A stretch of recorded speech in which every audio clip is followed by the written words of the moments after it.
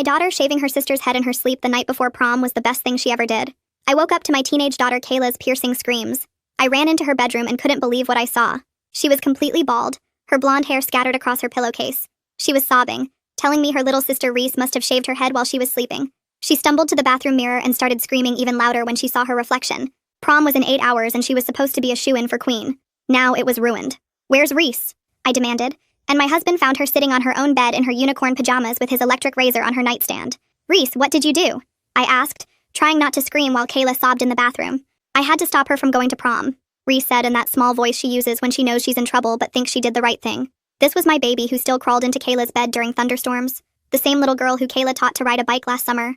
The one who followed her big sister everywhere asking endless questions about everything. I couldn't believe she would sabotage her sister's big night like this. Before I could respond, the doorbell rang. Kayla's boyfriend Steven let himself in like he always did on Saturday mornings. He came upstairs calling about corsage colors and stopped dead when he saw Kayla's bald head. "What the hell happened to your hair?" he asked, then quickly rearranged his face into concern. "Baby, don't cry. We can fix this. Maybe get you a nice wig. You'll still be the prettiest girl there." Kayla was crying harder now. Steven pulled her against him while glaring at me like this was my fault. "Did Reese do this?" I always said that kid was weird. "This is assault, Mrs. Adams." Reese appeared in the bathroom doorway, still in her unicorn pajamas. "I cut off all her hair so she couldn't go to prom with you because you're mean to her." "Reese!" I yelled, but she kept talking in that determined little kid voice. "You hurt my sister all the time. I see the purple marks on her arms where you grab her too hard." The bathroom went silent. Steven laughed, but it sounded forced. "Kids make up crazy stories, Mrs. Adams. Tell her, Kayla. Tell your mom how good I am to you." Kayla wouldn't look at anyone. I felt ice spreading through my chest. "I took pictures on Mommy's phone when Kayla was sleeping," Reese said, her voice getting stronger. "You push her into walls. You hit her tummy where nobody can see. Then you buy her presents after so she won't tell." I pulled out my phone with shaking hands and opened my photos. There they were. Close-ups of Kayla's arms with finger-shaped bruises, her ribs with dark purple marks. I felt my stomach drop. "Oh my God," I whispered. "Kayla, is this true?" Steven's face was getting red. "Those could be from anything. She plays sports. This is insane. I spend hundreds on her. I'm taking her to prom in a limo." My husband appeared in the doorway. His whole body was tense as he looked over my shoulder at the photos on my phone. "Kayla, baby, why didn't you tell me?"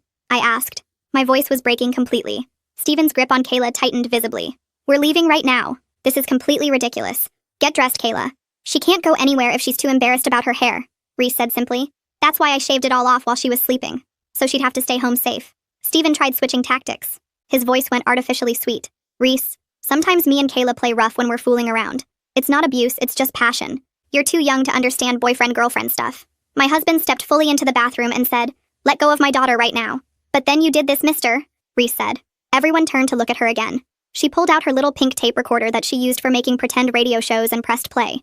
Steven's voice came through tinny but clear. "She said it was from yesterday when he was waiting in our living room for Kayla to get ready." "Yeah, tomorrow night after prom." His voice rang out. "I'm gonna get her completely wasted at Jake's after party and make sure she can't say no this time. Already got the stuff to put in her drink from my brother. Time to lock that down before college, you know? Nothing keeps a girl around like getting her pregnant." I felt like I might throw up right there on the bathroom tiles. Kayla made this horrible wounded animal sound. She tried to pull away from Steven, but he held on tighter. "That's fake," Steven said. Sweat was dripping down his face now. "You're all crazy. That's not even my voice. This whole family is insane. You were going to put something in my daughter's drink?" I whispered. My whole body was shaking with rage that I'd never felt before. "You were going to assault my baby?" Steven finally let go of Kayla. He started backing toward the door, but my husband moved faster.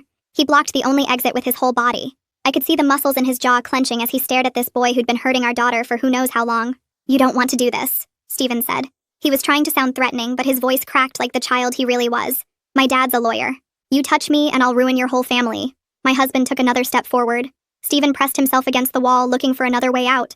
But Steven suddenly stopped panicking, looked at my husband, and said in the most ice-cold voice I've ever heard, "I really don't think you want to do that, Mr. Adams. And I think you know why." My husband's face dropped. The color drained from his skin and his hands started shaking as Steven stood there with this smug look on his face. I could see my husband's whole body go rigid and something cold settled in my stomach. Steven knew something, and whatever it was had my husband scared. The bathroom felt way too small with all of us crammed in there, and I could hear Kayla's ragged breathing behind me. My husband took a step back and Steven's smile got wider. I pushed myself between them and pulled out my phone with shaking fingers. I hit the record button and held it up so Steven could see the red light blinking. My voice came out steadier than I felt when I told him to get out of our house right now, or I was calling 911. Steven just laughed and said his dad would destroy us for this. He said we had no idea who we were messing with. Then he shoved past my husband hard enough to make him stumble into the wall. I kept recording as Steven stomped down the stairs, making sure to knock the family photos off the wall as he went. My husband followed him down while I stayed with the girls, who were both crying now. I heard Steven yelling something about lawyers and lawsuits from downstairs. The front door slammed so hard the whole house shook, and then his car engine roared to life outside. His tires squealed as he peeled out of our driveway, going way too fast for our quiet street. My husband came back upstairs and his face was still white as a sheet. He looked at all of us standing there in the bathroom and said we should go to the master bedroom to talk. We all filed down the hallway and into my bedroom, where my husband locked the door behind us. Kayla sat on the bed still in her pajamas, with her bald head reflecting the morning light from the window. Reese climbed up next to her sister and took her hand. I stood there looking at my husband and demanded to know what Steven had on him. My husband sat down heavy on the edge of the bed and put his head in his hands. After a long moment, he looked up and told us that 2 weeks ago he'd seen bruises on Kayla's wrist at dinner. He said he'd gone to the school the next day to confront Steven about it. He found Steven in the parking lot after baseball practice and grabbed him by the shirt. He admitted he'd shoved Steven against his car and told him if he ever touched Kayla again, he'd kill him. Steven had recorded the whole thing on his phone, including the threat. My husband's voice was thick with shame as he explained how Steven had played the video for him right there. He said Steven told him if he ever interfered again, he'd send it to the police and press charges for assault. The anger bubbled up in my chest, mixing with the fear until I felt like I might explode. I told my husband we had to call the police right now about everything. The abuse and the planned drugging and all of it. My husband nodded but said he was worried about Steven's recording being used against him. He said Steven's dad really was a lawyer, and a nasty one at that. Kayla started sobbing harder and said she didn't want her dad to get in trouble because of her. She kept saying it was all her fault for dating Steven in the first place. Reese crawled into her sister's lap and wrapped her little arms around Kayla's neck. She told Kayla in her serious little voice that none of this was her fault.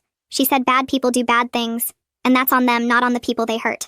I picked up my phone and dialed the non-emergency police line while my family huddled together on the bed. The dispatcher answered, and I explained we needed to report domestic violence and a planned assault. My voice shook as I told her about the bruises and the recording of Steven planning to drug my daughter. She said she'd send an officer to take our statements and asked if we were safe right now. I told her yes, but that the boy had just left making threats. She said to stay inside with the doors locked until the officers arrived. While we waited, I asked Kayla to show me her phone with Steven's messages. She unlocked it with trembling fingers and handed it over. The texts were all there, going back months. Messages where he told her what to wear and who she could talk to. There's something really strange about how Reese had all this evidence ready. The photos on Mom's phone, that tape recorder with Steven's voice. I'm curious why an 8-year-old was secretly gathering proof like some tiny detective instead of just telling her parents what she saw happening to her sister. Apologies after he hurt her, where he blamed her for making him so angry. Threats about what would happen if she ever tried to leave him. One message made my stomach turn, where he said he'd make sure everyone at the school knew she was worthless if she broke up with him. Another one said he owned her and she better remember that. There were hundreds of them, and each one made me feel sicker than the last. I started taking screenshots of everything and sending them to my own phone as evidence. Kayla watched me with tears running down her face and kept apologizing over and over. My husband pulled her against him and told her she had nothing to be sorry for. He said we should have seen the signs and protected her better. Reese piped up that she'd been trying to tell us for weeks, but we thought she was just jealous of the attention Steven got. I grabbed my phone again and told Kayla I needed to take pictures of all the bruises for evidence. She nodded and lifted her shirt slowly, showing dark purple marks across her ribs that made me feel sick. I took photo after photo, making sure each one was clear and showed the date stamp. She turned around and there were more bruises on her back, some yellow and fading, others fresh and dark. My hands shook as I documented each one while she stood there in her bra, looking at the floor. The doorbell rang 20 minutes later and 2 officers came up to the bedroom after I let them in. I showed them Reese's recording first, playing Steven's voice talking about drugging Kayla at Jake's party. The younger officer's face went hard as he listened, and he asked for a copy right away. They took notes while Kayla showed them the bruises, and I scrolled through all the controlling text messages on her phone. The officers called for a detective and said one would be here within the hour since this involved planned assault and a minor. We waited downstairs while they made calls and filled out paperwork. Detective Nora Gomez showed up 45 minutes later wearing jeans and a blazer like she'd been called in on her day off. She introduced herself and said she specialized in cases like this, then asked to interview each of us separately. She started with Kayla, taking her back upstairs to her bedroom while the rest of us waited in the living room. I could hear their voices but not the words, and it went on for almost an hour. When it was my turn, I brought everything upstairs, my phone with the photos, Reese's tape recorder, screenshots I'd taken of Steven's messages. Detective Gomez looked at each piece of evidence carefully and told me we'd done exactly the right thing by documenting everything and calling right away. She asked about Steven's family, and I told her his dad was a lawyer named Julian Franks, who had a big practice downtown. She wrote that down and asked if Steven had ever threatened us before today. I told her about him saying he'd ruin our family if my husband touched him. She interviewed my husband next, and he came clean about grabbing Steven by the shirt 2 weeks ago at the school. He explained he'd seen fresh bruises on Kayla's wrist and lost his temper, threatening Steven to stay away from her. Detective Gomez said she understood a father's protective instinct, and while it wasn't ideal, she'd note the context in her report. When she interviewed Reese, our little girl sat up straight and explained in her serious voice why she'd shaved Kayla's head. She said she knew it was wrong, but she had to keep her sister safe from the bad boyfriend who was going to hurt her worse at prom. The detective actually smiled and told Reese she was very brave for protecting her sister, even if cutting hair wasn't the best way to do it. Detective Gomez recommended we take Kayla to the emergency room right away to have her injuries documented by medical staff. She handed me her business card and said she'd be in touch about next steps, that she was going to interview Steven and his family next. We drove to the hospital in silence except for Reese asking if she was going to jail for cutting Kayla's hair. At the emergency room, they took us back quickly when I explained we were there for domestic violence documentation. The doctor was a woman who spoke gently to Kayla as she examined each bruise, measuring them with a ruler and having a nurse photograph everything. Kayla squeezed my hand hard when they asked about the stomach bruises, and she had to explain how Steven would punch her there, so no one would see. They did a full exam and documented 17 separate bruises in various stages of healing. The nurse gave us copies of everything for our records and for the police. A social worker came in while we were waiting for discharge papers, carrying a folder full of pamphlets about domestic violence resources. She explained that the hospital was required by law to report this to the authorities, which we'd already done, and gave us referrals for therapy and support groups. She talked to Kayla about safety planning and what to do if Steven tried to contact her. We were signing the discharge papers when my husband's phone rang, and Julian Frank's name showed up on the screen. My husband answered and put it on speaker without saying anything. Julian's voice was loud and angry, saying we were going to pay for these false accusations against his son, that he'd sue us for everything we had for assault and defamation. The social worker's eyes went wide, and she grabbed her phone to record, while Julian kept ranting about how we'd regret messing with his family. My husband finally said we were at the hospital documenting Steven's abuse and hung up. The social worker said she'd add that recording to the file as evidence of witness intimidation. We left the hospital around noon and drove home in complete silence except for Reese asking if Steven was going to jail. My husband kept checking the mirrors like he expected someone to follow us. When we turned onto our street, I saw it right away. Steven's black car was parked across from our house, just sitting there with the engine running. My hands started shaking as I grabbed my phone and called Detective Gomez's number from her card. She answered on the second ring and told us to drive past our house and park somewhere safe while she sent a patrol car. We pulled into the grocery store parking lot 2 blocks away and waited. 10 minutes later, she called back saying officers were at our house and we could come home. 2 police cars had Steven blocked in when we got there. One officer was at his window writing something while Steven sat there with his arms crossed looking mad. The officer came over and told us Steven claimed he was just driving by, but they'd warned him he wasn't allowed near our property or any family member. They took pictures of his car there and added it to the case file as a violation. Steven peeled out when they let him leave, and the officers stayed until we got inside safely. That evening, while I was making dinner, my phone rang with a number I didn't know. It was Maddie Coleman from the school counseling office asking how Kayla was doing. She'd heard what happened from another staff member and wanted to help. She said she could arrange for Kayla to get her assignment sent home so she wouldn't fall behind while dealing with everything. I thanked her and said that would help a lot since Kayla wasn't ready to face everyone at the school yet. An hour later, Detective Gomez called with an update. She'd tracked down Jake and interviewed him about the party plans for after prom. Jake got really nervous and admitted Steven had asked him to make sure Kayla's drinks were extra strong that night. Steven had also mentioned getting something special from his brother to put in them. The detective said Jake seemed scared and was cooperating fully now that he understood how serious this was. She also told me she'd looked into Steven's older brother Tyson Grimes, who had 3 arrests for drug stuff, including selling pills to kids at the community college. She was working with a judge to get a warrant to search Steven's phone and car for evidence. The next morning, a woman from Child Protective Services called saying they needed to do a home visit since minors were involved in witnessing domestic violence. My stomach dropped even though I knew we hadn't done anything wrong. She scheduled it for the next day and said it was just standard procedure to make sure the kids were safe. That night was awful. Every car that drove by made us jump. My husband got up 3 times to check the locks on all the doors and windows. Around midnight, I heard crying from Kayla's room and found both girls in her bed. Reese had crawled in with her big sister and they were holding each other tight. Kayla's face was wet with tears, and Reese was rubbing her back the way Kayla used to do for her during thunderstorms. I sat on the edge of the bed and smoothed their hair until they both fell asleep. The CPS worker showed up right at 9 the next morning with a clipboard and a serious face. She interviewed each kid separately in their rooms while my husband and I waited in the kitchen. She spent almost an hour with Kayla asking about our home and if she felt safe here. Then she talked to Reese, who apparently told her all about why she cut Kayla's hair and showed her the pictures she took. When she finished, the worker actually smiled and said we were handling this situation really well. She found no concerns about our parenting and said she was impressed with how protective the girls were of each other. She gave us some pamphlets about trauma and kids before she left. That afternoon, I got a call from someone named Tabitha Wise who said she was a victim advocate assigned to help us. She explained we could file for an emergency protective order to keep Steven away legally. She walked me through all the paperwork over the phone and said she'd help us prepare everything with our evidence. Reese taking pictures before the haircut shows some serious planning skills for someone her age. This kid thought 3 steps ahead like she's playing chess while everyone else is stuck on checkers. We spent 2 hours going through all the photos, recordings, and documentation from the hospital. She said our case was really strong and a judge would probably grant it right away. The next day, a certified letter arrived from Julian Frank's law office. My husband opened it and his face went red as he read. It was 3 pages of legal threats saying we'd assaulted his son and made false accusations that were damaging his reputation. It said we'd be sued for everything we had if we didn't drop the charges immediately. It also mentioned the incident with my husband grabbing Steven's shirt at the school, saying that was assault on a minor. My husband's hands were shaking as he took pictures of every page and forwarded them to Detective Gomez. She called back within minutes saying this was perfect evidence of witness intimidation and to keep any other threats documented. Monday morning came too fast, and Kayla had to go back to the school wearing a beanie to cover her bald head. I drove her myself because she was too scared to take the bus with everyone staring at her. The parking lot was already buzzing when we pulled up, and I could see kids pointing at our car through the windows. Kayla grabbed my hand so tight it hurt as we walked through the front doors together. The whispers started right away, and I heard one girl say something about Kayla making everything up for attention. Another group of kids moved closer to us, and one boy told Kayla they believed her, and Steven was a jerk anyway. The principal was waiting in the main office with a woman I recognized as Maddie Coleman from the counseling department. Maddie took us into her office and pulled out a new class schedule for Kayla that had different routes through the building. She explained that security guards would be watching for Steven, and they changed Kayla's locker to a different hallway completely. Maddie walked us through the new path to each class and showed Kayla a safe room she could use if she felt scared.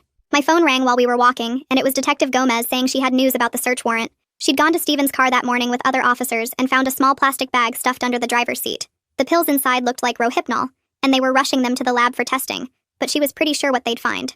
Within 2 hours, Steven was in handcuffs being walked out of his house while neighbors watched from their driveways. Detective Gomez called again to say he was charged with possession of controlled substances and conspiracy to commit sexual assault. His dad bailed him out before dinner, but at least there was an official case number now and real charges filed. 3 days later, we sat in a courtroom for the emergency protective order hearing with Tabitha Wise beside us. I had to stand up and tell the judge everything about the abuse while Kayla sat there shaking in her chair. The judge listened to Reese's recording of Steven planning to drug Kayla, and his face got harder with every word. He asked my husband about grabbing Steven's shirt at the school, and my husband admitted everything, but explained he was protecting his daughter. The judge said he understood a father's reaction, and focused on the pattern of abuse Steven showed over months. Steven's lawyer tried to argue this was just teenage drama that got blown out of proportion, but the judge wasn't buying it. He granted the temporary restraining order right there, and set strict conditions that Steven couldn't come within 500 feet of Kayla. The next week, the school held their own disciplinary hearing about Steven's behavior on campus. The principal reviewed all the evidence, including the drug possession charges, and Steven's history of aggressive behavior in the hallways. They suspended him immediately pending the criminal investigation, and banned him from all school property, including graduation. Steven's dad stood up yelling about lawsuits, but the school board didn't back down at all. Kayla started seeing a therapist who specialized in helping teenagers who'd been hurt by boyfriends or girlfriends. The first few sessions, she just sat there crying and couldn't really talk about what happened to her. The therapist was patient though, and slowly Kayla started opening up about how Steven made her feel worthless. She talked about being scared all the time and never knowing what would set him off or make him grab her. The therapist helped her understand that none of it was her fault, and abusers are really good at making victims think they deserve it. Our whole family started going to therapy together once a week to figure out how to help each other. The therapist explained that Reese saw her sister in danger and took the only action she could think of to protect her. It wasn't the right way to handle things, but it came from love and fear mixed together in a kid's brain. Reese told the therapist she'd been watching Steven hurt Kayla for months and felt so small and helpless about it. She said cutting Kayla's hair was the only way she could think of to keep her sister home and safe that night. The therapist helped us all understand that families dealing with abuse need to learn new ways to talk to each other. We practiced having hard conversations about feelings without anyone getting blamed or shamed for what they were going through. Kayla and Reese started doing exercises together where they could share their fears in a safe way, with rules about listening. I learned that I needed to watch for signs I'd been missing and create space for my kids to tell me anything. My husband had to work through his guilt about not seeing the abuse sooner and his anger about the shirt-grabbing incident. The therapist said trauma affects whole families, and we all needed time to heal from what Steven did to us. She gave us homework to do between sessions like writing in journals and having family check-ins every night at dinner. It was hard work, but I could see my daughters starting to trust again and feel safer in their own home. 3 weeks later, Detective Gomez called while I was making dinner and asked if she could stop by with some updates about the case. She arrived within the hour and sat at our kitchen table with her notebook open, telling us 2 other girls from Steven's school had come forward after hearing about what happened to Kayla. Neither girl wanted to press charges, but they both described the same pattern of grabbing too hard and pushing into walls and buying expensive gifts afterward to keep them quiet. The detective said their statements would help show the prosecutor that Steven had done this before and would probably do it again if he didn't face real consequences this time. The next morning, we got a call from the district attorney's office saying they were moving forward with prosecuting Steven on multiple charges, including assault, conspiracy to commit sexual assault, and possession of controlled substances with intent to distribute. Julian Franks had already hired 3 lawyers from the most expensive firm in the state, but the prosecutor said our evidence was solid, and they felt confident about getting a conviction. Kayla was sitting next to me during the call, and when she heard the prosecutor mention that she might need to testify, her whole body went tense. After we hung up, she was quiet for a long time before saying she wanted to do it because other girls needed to know they could speak up too, and she wouldn't let Steven make her stay silent anymore. My husband had been dealing with his own legal stuff about grabbing Steven's shirt at the school, and met with a lawyer who looked at all the evidence, and said given the context of Steven admitting to planning to drug and assault Kayla, no reasonable prosecutor would pursue charges against a father protecting his daughter. The lawyer sent Julian Franks a letter saying any further threats or attempts at legal action would be considered harassment, and we would pursue our own charges if he didn't stop immediately. Meanwhile, Reese had started seeing a child therapist twice a week to work through everything she'd witnessed, and the guilt she felt about shaving Kayla's head, even though she'd been trying to protect her sister. The therapist explained to us that Reese had been carrying the weight of knowing about the abuse for months and feeling helpless to stop it, which is why she took such drastic action when she heard about Steven's plan for prom night. After a few sessions, the therapist suggested we look into a restorative justice program where Reese could make amends for the head shaving in a healthy way that would help her process her feelings. Reese wrote Kayla a 3-page letter apologizing for cutting her hair, but explaining how scared she'd been and how she didn't know any other way to keep her safe that night. She also started doing volunteer work at the local domestic violence shelter, helping sort donations and making care packages for kids who had to leave their homes quickly. 2 months into the court proceedings, Steven violated the protective order when his friends started showing up at Kayla's school, with messages from him saying he missed her and wanted to work things out. The first time it happened, Kayla came home shaking and showed me the note one of Steven's basketball teammates had shoved into her locker. We documented everything and reported it to Detective Gomez, who added it to the case file and warned Steven that any more violations would result in immediate arrest. But it kept happening, with different friends leaving notes in her books or trying to talk to her in the hallway about giving Steven another chance. Each time we photographed the evidence and filed reports, building a paper trail that showed Steven couldn't respect boundaries even with a court order in place. During this time, Kayla started going to a support group at the hospital for teenagers who'd been hurt by boyfriends or girlfriends.